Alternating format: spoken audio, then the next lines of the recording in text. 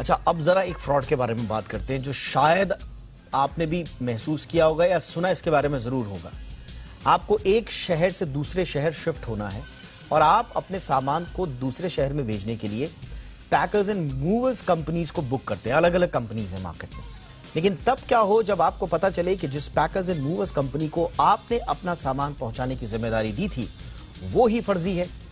Packers and movers companies के नाम पर धोखाधड़ी का एक मामला मुंबई में सामने आया है। इस मामले को समझिए, थोड़ा सतर्क रहिए और देखिए कि किस तरह से मूवर्स एंड पैकर्स कंपनी के नाम पर आजकल फ्रॉड्स हो रहे हैं।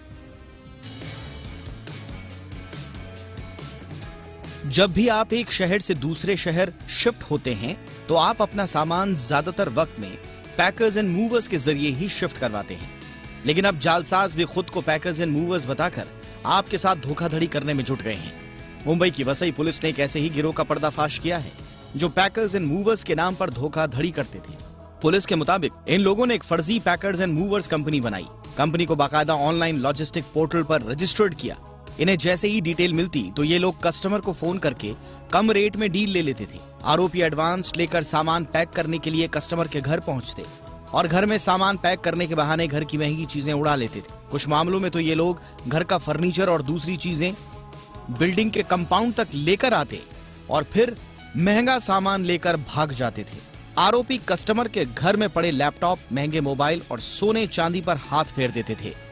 पैकर्स एंड मूवर्स के नाम पर होने वाला यह कोई पहला फ्रॉड नहीं है। इससे पहले भी देश में कई मामले सामने आ चुके हैं। दिल्ली पुलिस ने ऐसे ही एक गैंग का खुलासा किया था जो एक नामी पैकर्स एंड मूवर्स कंपनी के नाम पर फर्जीवाड़ा करते थे। हालांकि इनकी मॉडस ऑपरेंडी ताजा मामले से थोड़ी अलग थी, लेकिन ज्यादातर मामलों में जालसाजी का यही तरीका अपनाया जाता है। ये लोग पहले कम दाम बताकर डील हासिल करते हैं। कस्टमर का सामान भी शिफ्ट करने के लिए उठा लिया जाता है, लेकिन सामान अपने गंतव्य स्थान तक पहुंचता नहीं। इसके बाद जब कस्टमर फोन करते हैं तो ये लोग अलग अलग टैक्सेस और चार्जेस के नाम पर वसूली करने लगते हैं और कई बार कस्टमर इनके झांसे में आकर एक्स्ट्रा पैसे भी दे देते हैं। कई बार जालसाज एक्स्ट्रा पैसे वसूलने के बाद सामान गंतव्य स्थान तक पहुंचा देते हैं, लेकिन कई बार पैसा लेने के बावजूद सामान गायब हो जाता है और ये लोग अपना फोन बंद करके गायब हो जाते हैं। फर्जी पैकर्स एंड मूवर्स और इनके फ्रॉड से बचने का एक ही तरीका है कि आप रिलायबल पैकर्स एंड मूवर्स पर ही भरोसा करें।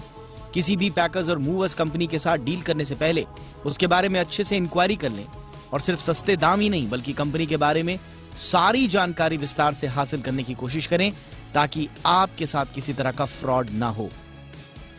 ब्यूरो रिपोर्ट, जी मीडिया।